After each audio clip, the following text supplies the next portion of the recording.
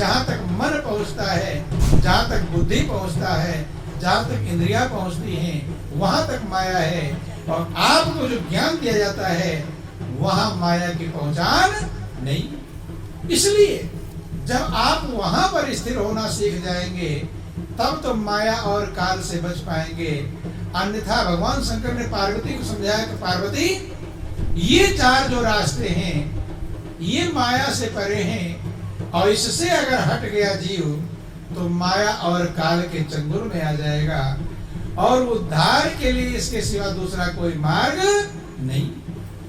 तो आप लोग गाते हैं, बोलो वृंदावन बिहारी लाल की जय, कि मैंने देखे हैं रास्ते चार, प्रभु के घर जाना है। मैंने देखे हैं रास्ते चार, प्रभु के घर जाना है। मैंने देखे हैं रास्ते चार, प्रभु के घर जाना है। मैंने देखे हैं रास्ते चार, प्रभु के घर जाना है। प्रभु के घर जाना है, प्रभु के घर जाना है। मैंने देखे हैं रास्ते चार, प्रभु के घर जाना है। मैंने देखे हैं रास्ते चार, प्रभु के घर जाना है। अरे पहला रास्ता जगमग ज्योति, पहला रास्ता जगमग ज्योति, पहला रास्ता जगमग ज्योति, पहला रास्ता जगमग ज्योति। अरे ज्योति जले दिन रात, प्रभु के घर जाना है।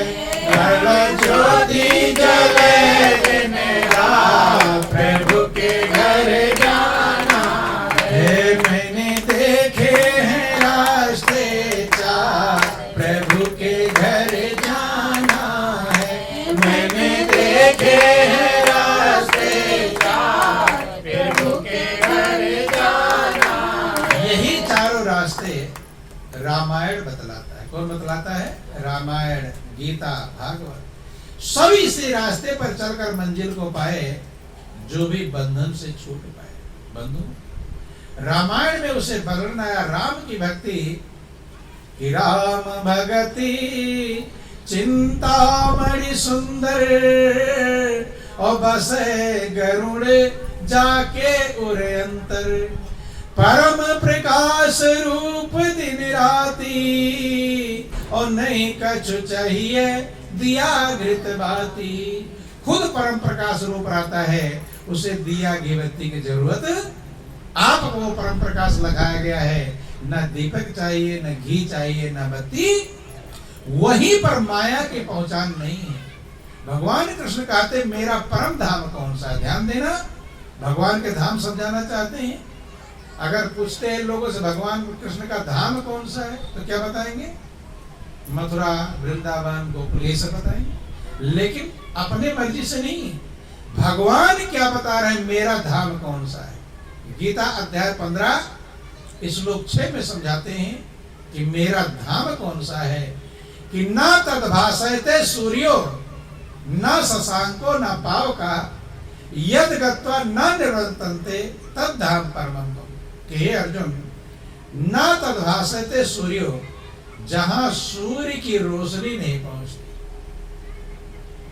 तो क्या मथुरा, वृंदावन, गोकुल में सूरज की रोशनी नहीं पहुंचती? कहते हैं न तद्भासयते सूर्यो, जहां सूर्य की रोशनी नहीं पहुंचती। न शशांको, शशांक माने चंद्रमा, न पावका, पावका माने अग्नि। न अग्नि की पहचान न है, न सूरज की रोशनी पहुंचती है, न चंद्रमा की पहुंचती है। यद गत्वा न निवर्तन्ते, कहते जहां जाकर फिर जीव लौटता नहीं है, वो मेरा परम धाम, तब धाम परम। और उसी धाम में सदगुरु आपको पहुंचाते हैं, जहां आप दर्शन करते हैं। ना वहां सूरज की रोशनी की पहचान है, न चंद्रमा की रोशनी की पहचान है, न बिजली और तारे की पहचान। बंधुओं, यही कबीर ने वर्णन किया कि संतों सो निज देश हमारा, संतों सो निज देश हमारा, संतों सो निज देश हमारा, संतों सो निज देश हमारा। जहाँ जाए फिर हंस न आवे, जहाँ जाए फिर हंस न आवे, 84 की धारा, संतों सो निज देश हमारा, संतों सो निज देश हमारा। कहते हैं वो मेरा धाम है, वो मेरा परम धाम है, जहां जाए फिर हंस ना आवे। जहां जाकर हंस माने आत्मा अगर उस धाम में पहुंच गई तो फिर ये लौट कर आती जन्म मरण के बाद 84 की धारा में आती नहीं, माया की धारा में आती नहीं, काल की धारा में आती नहीं। और वही संत सदगुरु आपको पहुंचाते हैं। बंधुओं, वो सारे शास्त्रों वेदों पुराणों का सार है। वहीं पर मन को स्थिर करने के लिए कहते हैं, ताकि जब वहां आप स्थिर हो जाएंगे तो काल की सीमा से परे हो जाएंगे, बच जाएंगे। नहीं तो माया सारे संसार को नचाती। बंधुओं, ध्यान देना, समझने का प्रयास करेंगे। बोलो वृंदावन बिहारी लाल की। उस स्थान पर जब आप अपने आप को एकाग्र कर लेंगे, स्थिर कर लेंगे, तो वहां माया और काल की पहचान नहीं। ऐसे आपको अभी खबर आ जाए कि भूकंप आने वाला है, सारी बिल्डिंगें गिरेंगी, तो यहाँ रहेंगे कि भागेंगे बाहर? जहाँ भूकंप आता क्या कर भागते हैं? जानते हैं बिल्डिंग गिरेगी, मर जाएंगे, कहाँ भागते हैं? जहाँ खाली मैदान हो, जहाँ कोई बिल्डिंग गिरने की उम्मीद। बिल्डिंगों में से लोग जरा सा हिलता है, बिल्डिंगों में से भागते क्यों भाग रहे हैं? क्योंकि उससे बाहर चले जाएंगे तो हम सुरक्षित रह जाएंगे। ऐसे माया और काल की सुरक्षा से अगर आपको बचना है तो उस प्रभु के धाम में पहुंचना पड़ेगा। कहाँ पहुंचना पड़ेगा? नहीं पहुंचेंगे, नहीं अपने मन को पहुंचा पाएंगे तो फिर पिसना ही पिसना है। क्या है कि चलती चाकी देख कर और दिया कबीरा रोए, और दो पाटन के बीच में साबुत बचान को। जब चक्की चलती है तो जितने दाने डाले जाते हैं सब पिस कर निकलते हैं। ऐसे संसार में चक्की चल रही है, माया और काल की। किसकी चक्की? माया और काल की। चक्की के दो पार्ट हैं। अभी चक्की जा बेरे थे, आप लोग देख रहे थे। दो पार्ट होते हैं, एक है नीचे वाला पार्ट, एक है ऊपर वाला पार्ट। ऐसे संसार में जो माया और काल की चक्की चल रही है, जिसमें सारे लोग पिस रहे हैं, उसमें भी दो पार्ट है। वो पार्ट कौन सा है? सुख और दुख, हानि और लाभ। इसी के बीच में जिंदगी है। जीवन मरण, पाप पुण्य, अच्छा बुरा, अंधकार प्रकाश, ज्ञान अज्ञान, नीच ऊंच, दोनों पार्ट हैं। और इसी के बीच में आपकी जिंदगी पिस रही है।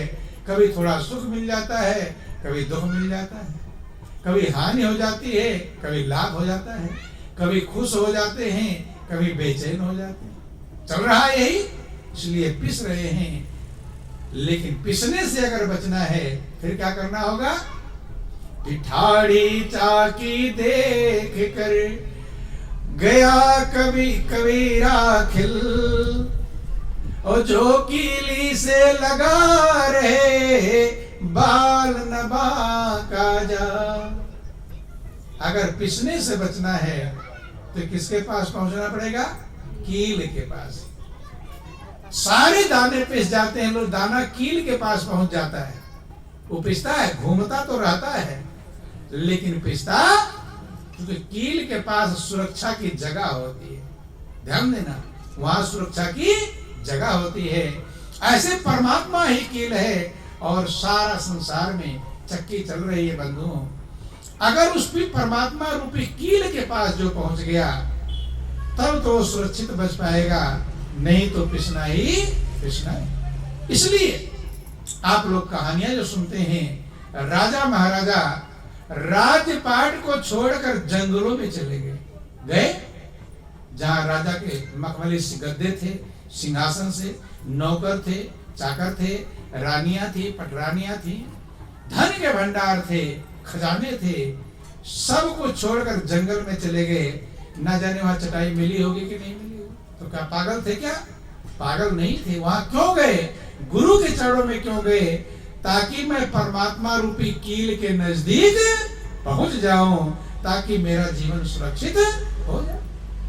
एक काम के लिए, कील के पास पहुंचने के लिए और कील के पास पहुंचने का उपाय संत सदगुरु बताते। इसलिए जो संत सदगुरु के उपाय का पालन करता है, चलता है, वो तो बच जाता है, नहीं तो संत सदगुरु की शरण में आकर भी अगर उनके बताए हुए उपाय का पालन नहीं करेगा तो वो भी पिस ही जाएगा। कील के पास तो पहुंचना है, अगर कील से दूर रह गए फिर तो पिसना ही पिसना है। इसलिए जीवन बहुत कीमती है, बहुत बड़ी कृपा से आपको प्रभु ने दिया है और आप अपने जीवन के जिम्मेदार हैं। चाहे आप इस जीवन को जन्म जन्मांतर के दुखों में डाल दो और चाहे तो हमेशा के आनंद के भंडार में पहुंचा दो। हाँ, अभी भले न समझ में आवे, लेकिन जब जीव रोता है, बिलखता, पछताता है, देर में समझ में तो सबको आएगा।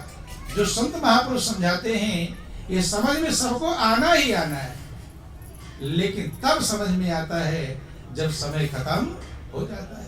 अब रोता बिलखता चिल्लाता है, अब कहता है भगवान मेरा दुनिया में कोई भी नहीं। रोते हैं लेकिन अब उपाय नहीं है। इसलिए संत महापुरुष पहले समझाते हैं कि वो नंबर ना आवे, रोने बिलखने का नंबर ना आवे, पछताने का नंबर ना आवे, इसलिए पहले से संभाल लो। तब होशियार बनने से कुछ समझ में आएगा। तब कहते सब बेकार का झमेला है, कुछ दुनिया में रखा। कहते हैं कि नहीं कहते? लेकिन कब कहते? लास्ट में जब समय खत्म हो।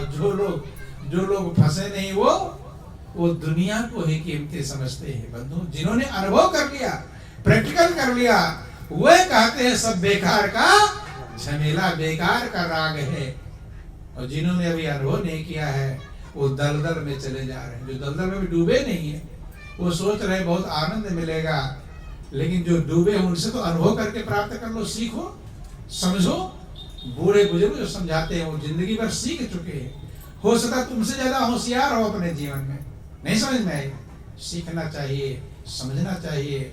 इसलिए महापुरुष कहते हैं कि बात जिन्होंने गुरु की मानी और इस जीवन की कीमत जानी।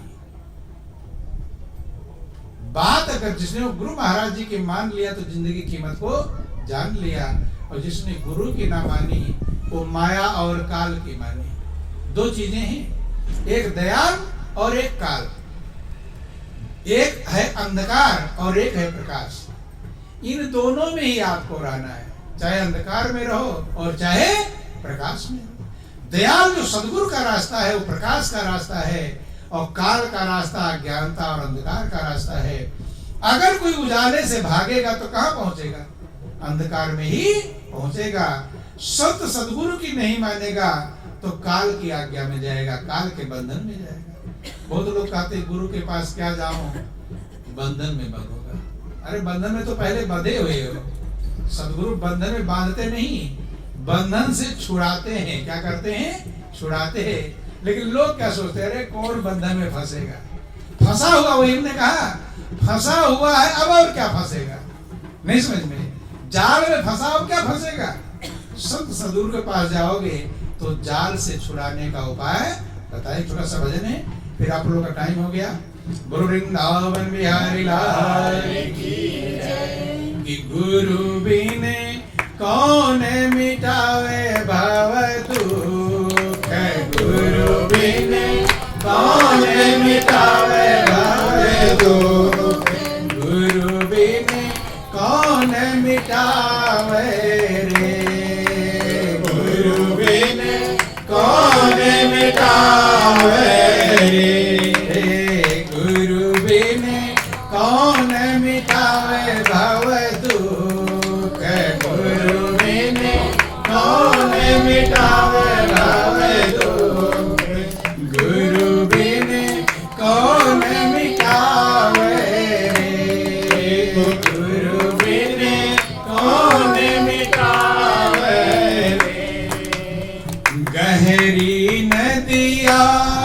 बेग बड़ो है, गहरी नदिया बेग बड़ो है, बात जीव सब जावे रे, बात जीव सब जावे रे, कर कृपा गुरु पकड़ भुजा से, कर कृपा गुरु पकड़ भुजा से, खींच तीर पर लावे रे, खींच तीर पर लावे रे, गुरु बिन कौन मिटावे भव दुख, गुरु बिन कौन मिटावे रे, गुरु बिन कौन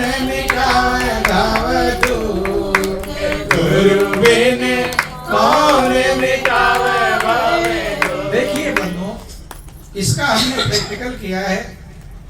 एक बार ऐसा अनुभव में आया कि पूरा बहुत बड़ा समुद्र तेज है, तेज धार से अंदर बहता हुआ जा रहा है, और देख रहे हैं कि तमाम सब जीव उधर ये बहते हुए जा रहे हैं।